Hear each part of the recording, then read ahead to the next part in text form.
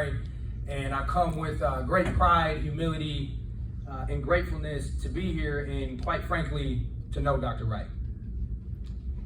I'm going to give a little bit of Dr. Wright's history that many of you know. I'll try not to repeat too much that was already noted.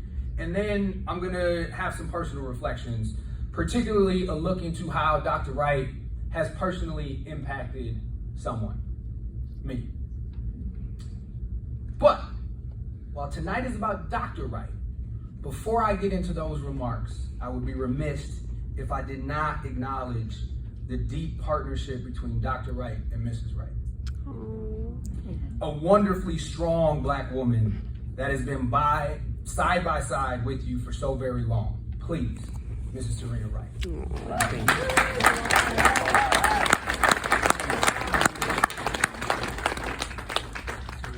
As was noted in 1963, a fourth generation Minnesotan named John Samuel Wright stepped foot on the University of Minnesota Twin Cities campus.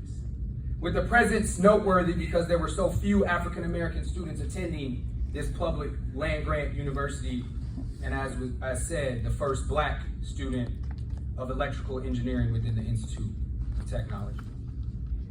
I'm not going to get into too much about the response after Reverend Dr. Martin Luther King Jr. was assassinated, because we know that Dr. Wright penned the 7 demands alongside his colleagues and activists within the Afro-American Action Committee.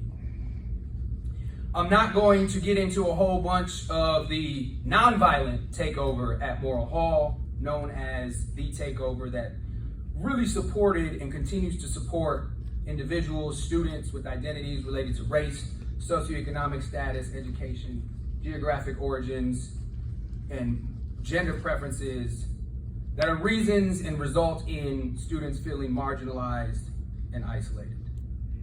As we know, the Morrill Hall takeover led to the first Afro Studies department, now called the Department of African American and African Studies, and Dr. Wright was integral in the CLA Martin Luther King Jr. program.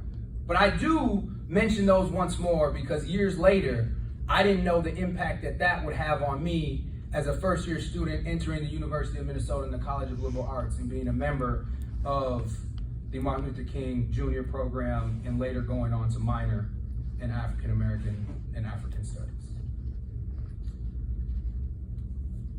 Dr. Wright has illustrated a passion to deepen understanding about Black history and culture, inspired by his consultation and mounting pivotal exhibits, one portraying the Harlem Renaissance and another describing the U's controversial surveillance practices during the 30s, called A Campus Divided. And I see a number of people who were integral in that project as well and going forward after that. Now I want to make things a little more personal. Sadly, I never took a course with Dr. Wright. I was scared. I heard they were great and that they were hard. But he had a presence on campus, whether it was at the Black Student Union when I was serving as vice president, or just the person walking through the humanities building that everybody knew was about his business. Sadly, I did not have a relationship with Dr. Wright through my undergraduate or master's degrees.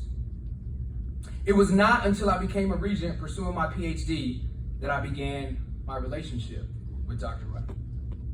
See, a year after being elected in 2014, I was lost, lonely, and struggling.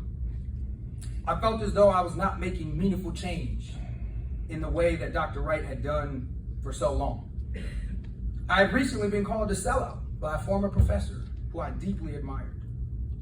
And not many could understand what I was feeling and experiencing as the youngest and only Black regent at the time.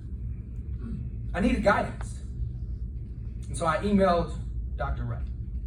And I wasn't sure he knew who I was or if he would even say yes to a meeting.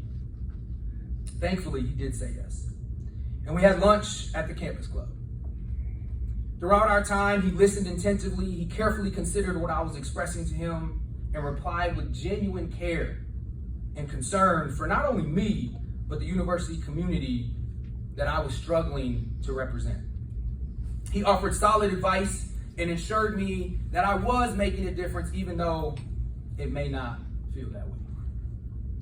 And then we fast forward to 2018, the 2018 and 19 academic year, after a campus divided exhibit prompted a deep dive into 4 building names on campus, led by internationally renowned faculty. I once again found myself lonely and struggling to get my colleagues to understand the importance of removing the names from these 4 buildings. And Dr. Wright, along with many others that are here today, were once again the shoulders on which I stood.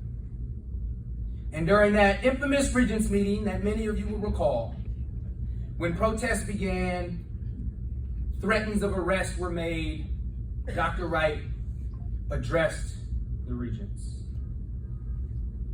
In all of his profound words, he educated, or as I like to say, he schooled, contextualized, and offered the opportunity for the right choice to be made, all impromptu. Even though the vote was ultimately a 1-10 vote to keep the names. Dr. Wright said one line that will always stay with me. He said, "No one has a permanent lease on honor." No one has a permanent lease on honor. Such profound and meaningful words. And without doubt, I say to you, Dr. Wright, you have lived your life and career ensuring that you maintain your lease on honor. Congratulations.